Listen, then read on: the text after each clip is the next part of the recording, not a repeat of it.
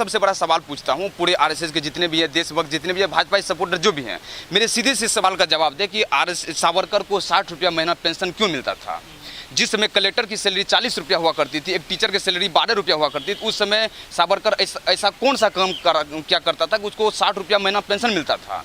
इसका सवाल मुझे दे। नाथूराम गौडसे जिसने महात्मा गांधी जी का हत्या किया, उसके हाथ पे अब्दुल्ला गुदवाया हुआ था, खतना कराया हुआ था। क्यों भाई? एक हिंदू होकर के खतना क्यों कराया? हाथ पे अब्दुल्ला क्यों लिखवाया था? इसका जवाब मुझे तर्कपूर्ण जवाब कोई देना। कोई आरएसएस के कोई भी पदाधिकारी, चाहे वो क्षेत्र से लेकर प्रचारक हो, विभाग प्रचारक हो, प्रांत प्रचारक हो, या मोहन भागवत हो, इवन मोहन भागवत, किसी के पास मेरे तर्कपूर्ण प्रश्न का तर्कपूर्ण जवाब नहीं है। सब गोल गोल घुमाएगा, ये करेगा वो करेगा, लेकिन कोई सच्चाई नहीं है। वो सब देश की जनता को भ्रमित कर रहा है। सबसे पहले तो समझना पड़ेगा, आरएसएस जो है देश की जनता को बुर्बक बना रही है। वो कैसे बुर्बक बना रही है, मैं आपको एक दो एग्जाम्पल देता हूँ भारत माता से। कि हर कोई देश के जितनी भी आबादी है, 135 करोड़ 138 करोड़ आबादी है, हर व्यक्ति के अंदर भारत माता बसती है। हर कोई राष्ट्र का पूजा करता है, हर कोई इस मिट्टी से प्यार करता है। लेकिन सच्चाई यह है कि जो भारत माता को पूजा आरएसएस वाले करवाते हैं, वो असली भारत माता नहीं है। भारत माता की असली फोटो 1905 ईस्वी में रविंद्रनाथ टैगोर जी के भाई अवनींद्रनाथ टैगोर जी ने बनाया था, जिसमें 4 हाथ है। उस भारत माता की पूजा आरएसएस वाले क्यों नहीं करते हैं? सबसे बड़ा मेरा ये सवाल है। कोई भी आरएसएस इसका जवाब क्यों नहीं देते हैं? आज जो आरएसएस में भारत माता की पूजा होती है, वो इंग्लैंड की जो महारानी थी ब्रिटेनिया, उसकी पूजा होती है। विक्टोरिया, अपने ब्रिटेनिया था, विक्टोरिया के समय का वो देवी बन गया था वहाँ का, वो ब्रिटेनिया की पूजा होती है। उसमें शेर था ही नहीं। हमारे भारत माता में शेर नहीं है। शेर तो इंग्लैंड का राष्ट्रीय पशु था 1925 में, तो फिर क्यों लिया गया वहाँ से? मेरा ये सबसे बड़ा सवाल है। और मैं अपने कुछ सवाल के साथ मैं आरएसएस के जितने भी वरिष्ठ पदाधिकारी हैं, जिला प्रचारक, विभाग प्रचारक, प्रांत प्रचारक, क्षेत्र प्रचारक, मैंने हर किसी को ये मैसेज पूछा, मैंने हर किसी से सवाल किया है। और मेरे पास फ़ोन भी आया था पदाधिकारी का, लेकिन किसी के पास तर्कपूर्ण जवाब नहीं। वो एक्सेप्ट किया कि आपका प्रश्न जायज़ है, जवाब होगा तो मैं दूंगा, लेकिन किसी के पास कोई जवाब नहीं है। आप आरएसएस में किस वजह से गए थे? मुझे लग रहा था कि ये देशभक्ति है, देश की सेवा करने के मेरे अंदर भी जुनून था, आज भी जुनून है।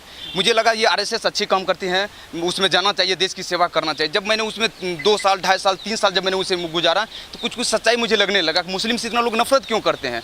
जब आप किसी मुस्लिम को ये कहते हैं कि मुस्लिम खराब है, तो उस समय आप किसी एक मुस्लिम को या सभी मुस्लिम को, उसमें सभी आ जाते हैं।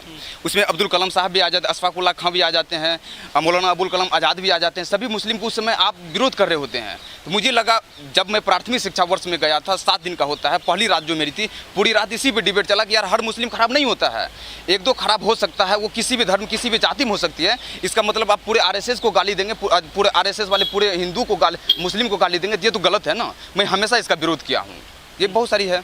हाँ, धीरे धीरे मुझे जो सच्चाई पता चलने लगा, फिर मैंने आरएसएस को छोड़ दिया। कितने वर्ष रहे करीब? लगभग 3 वर्ष। हाँ जी, 3 वर्ष रहा मैंने।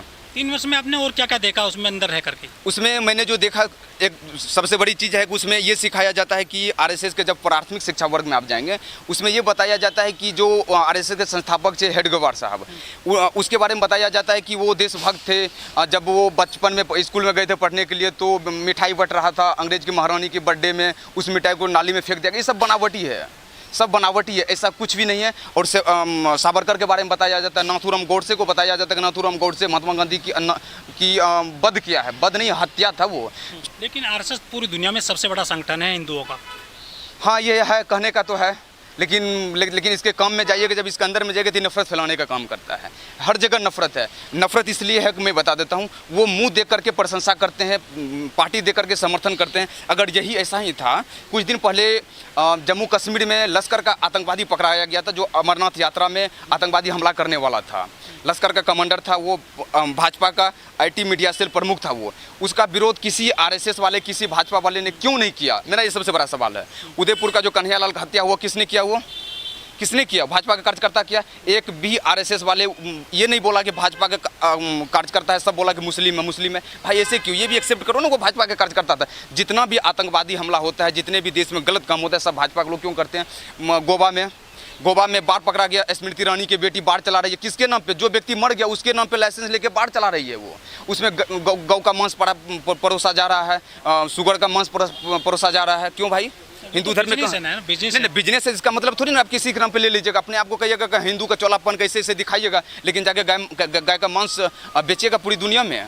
ऐसे कैसे चलेगा बताएं? हमारे देश में प्रधानमंत्री और कई मुख्यमंत्री संघ से ही निकले हुए हैं। संघ से निकले हुए हैं, वो ये बात सच्चाई है। इसीलिए आज संघ से अगर निकले हुए नहीं होते तो आज हमारे देश की स्थिति इतनी खराब नहीं होती है। अच्छा। आज नफरत इतनी नहीं फैली होती। आज क्या है, देश में नफरत की ढेर पर देश का जनता आरएसएस वाले फैला के रख दिया भाजपा को। अब सच्चाई के लोग विरोध नहीं करेंगे, सच्चाई का सामना नहीं कर सकते हैं। मेघालय में 4 दिन पहले आपने भी देखा होगा, मेघालय में वहाँ के प्रदेश उपाध्यक्ष जो है वेश्यालय चला रहा है। भाई 500 कंडोम मिला है, 500 कंडोम मिला है, बताइए वेश्यालय चला रहा है भाजपा का प्रदेश उपाध्यक्ष। ये हिंदू धर्म में है? किस वेद, किस पुराण, किस गीता के किस चैप्टर में लिखा हुआ कि आप जाकर के वेश्यालय चला सकते हैं? बताइए। इसका सवाल पूछने के किसी में हिम्मत नहीं। अगर हम जैसे व्यक्ति पूछेंगे तो हम देशद्रोही हो गए। अभी जंतर मंतर हम लोग इंटरव्यू कर रहे थे ना, क्यों पुलिस आकर के बंद कर दिया? जवाब देना। परमिशन नहीं थी आपके पास? क्या परमिशन नहीं था? बोलने की। अच्छा, बोलने की परमिशन लेना पड़ेगा? वाजी वाह, क्या बात है। अब बोलने की परमिशन लेनी पड़ेगा। मैं अगर अपने सरकार से सवाल कर रहा हूँ, अपने चुने हुए प्रतिनिधि से सवाल कर रहा हूँ, इसके लिए मुझे परमिशन लेना पड़ेगा? ये कहाँ का लोकतंत्र है भाई? संसद में भी परमिशन लेनी पड़ती है ना बोलने की। हम संसद में लेना पड़ता है। ये संसद है? जंतर मंतर संसद, ये रोड संसद है। मेरा रोड नहीं है, मेरे टैक्स के पैसा से नहीं बना है। जब एक गरीब से गरीब व्यक्ति शैम्पू खरीदता है, बिस्किट खरीदता है, टॉफ़ी खरीदता है, तो वो भी टैक्स देता है। उसके टैक्स के पैसा से रोड बना हुआ है। ये देश की एक एक संपत्ति बनी हुई है। क्या उसको बोलने का अधिकार नहीं है? अपने संसद से सवाल पूछने का अधिकार नहीं है? उसको भी अधिकार है। मेरा जनप्रतिनिधि क्या सवाल कर रहा है, क्या नहीं कर रहा है, अपने जनप्रतिनिधि से हम सवाल कर सकते हैं। रोकने वाला कौन होता है? नहीं, बदनाम मैं नहीं करें, सच्चाई है ये सच्चाई। मैं बदनाम करने वाला कौन होता है? मेरे बदनाम करने से बदनाम हो जाएंगे वो तो मना करने की मेरी बेटी मना तो वो भी कर रहे हैं कि प्रधानमंत्री जो बोल रहे हैं कि भ्रष्टाचार बढ़ा ही नहीं। क्या भ्रष्टाचार नहीं बढ़ा है? पिछले 8 साल में 250% भ्रष्टाचार बढ़ गया है। मोदी जी बोले कि ये भी गलत है। बेरोजगारी का आंकड़ा आया है ना, संसद के पटल पे आया है बेरोजगारी का आंकड़ा। पिछले 8 साल में 22 करोड़ 5 लाख बेरोजगार युवाओं ने आवेदन किया। नौकरी कितने को मिला? 7 लाख को। बाकी कहाँ गया? सब तो अभी भी रोड पर दर दर के ठोकर खा रहा है युवाओं। बताइए, उसका सवाल का जवाब कौन देगा?